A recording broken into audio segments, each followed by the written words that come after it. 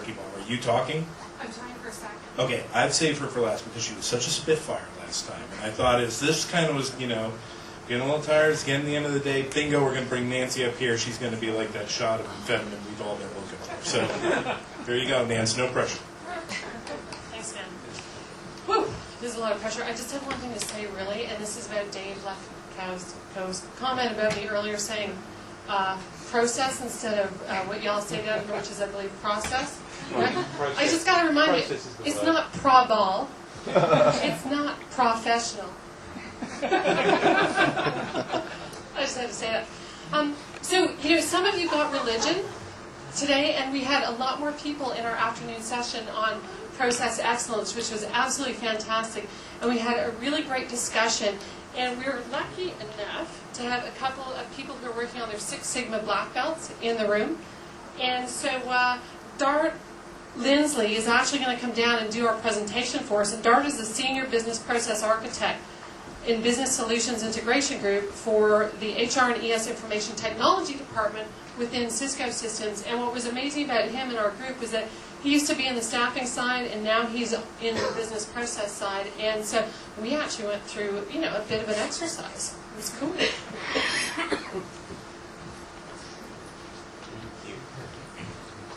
How much time do we have? None. How much time should I take? 8 minutes? So ERE actually introduced me to my personal crack, which turns out to be microphones. Because I get to speak and I just love them. And so when Jeff stands up, will somebody over there, if I don't see it, do something like wave at me? So I want to start with a question. Who is the principal customer of the staffing process?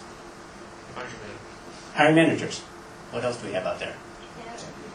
Candidate. How about the shareholder? Shareholder. Okay. Any others?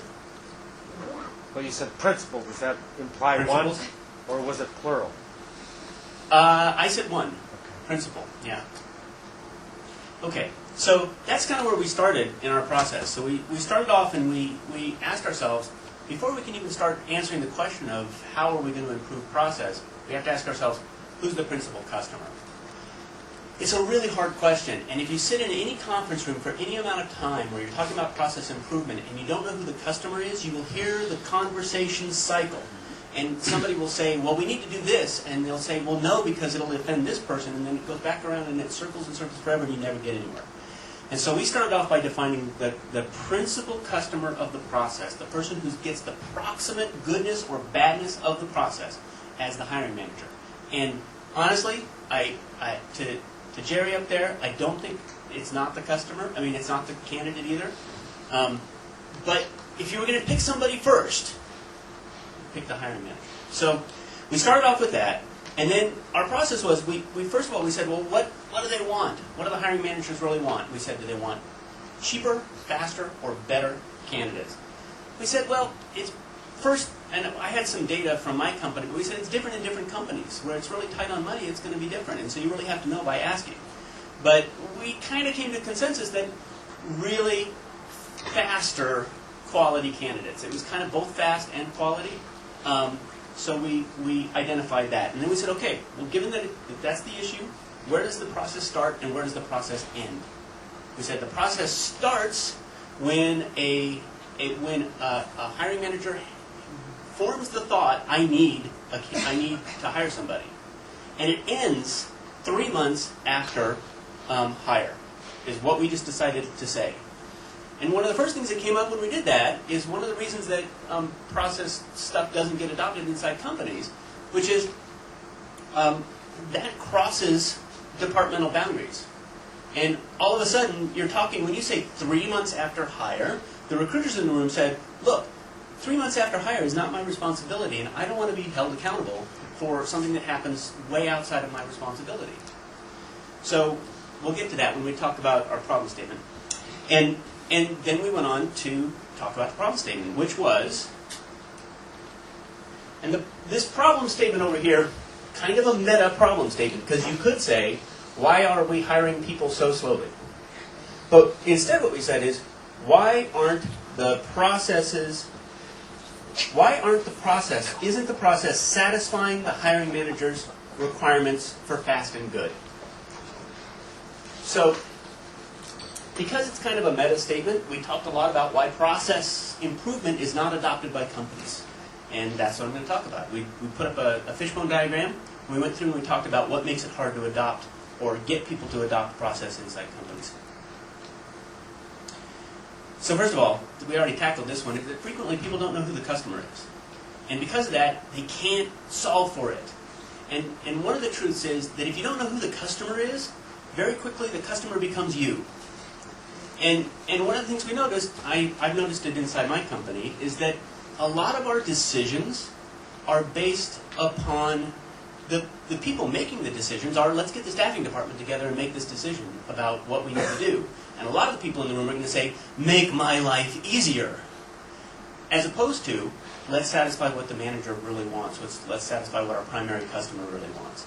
And so that was one of the reasons why, because of a lack of customer, it tends to drift toward, instead of improving the process and getting past Recruitment 101 to Recruitment 102, we tend to stick in Recruitment 101 because we're not solving the real problem. Departmental barriers, we talked about that. Frequently, when you're solving for a customer's need, the process that satisfies that need crosses many boundaries inside the company. And routinely, in Cisco, we'll track the root cause down to somebody outside of our department, and we say, you know what, our problem is the root cause is in your department. And they said, right, your problem, you know. And so, you know, we track things into finance, we track things into workforce planning, we track it into strategy, which we don't have strategy. That's good enough for us to define what our workforce is going to be. So a lot of times it leaves our area of responsibility and control. We talked about just the human difficulty in making evidence-based decisions as opposed to intuition-based decisions. I have to admit, I always believe I'm right. And it's only by looking at data over and over again that I've learned I'm practically never right. And people who haven't had that experience, a lot of the people who are driving the projects haven't looked at the evidence, and they're in a hurry, and they don't want to look.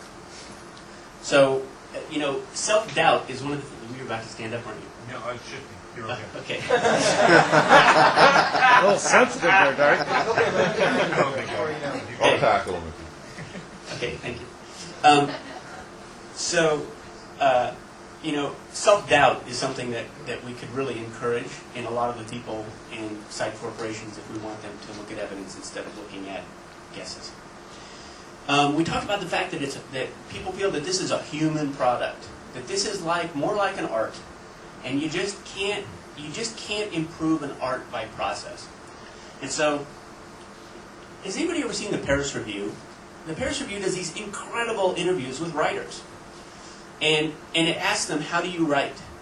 And what they universally say is, well, I have this very specific process that I go through. Hemingway always sharpened 3 pencils before he sat down. Actually, he stood up. He always stood up to write.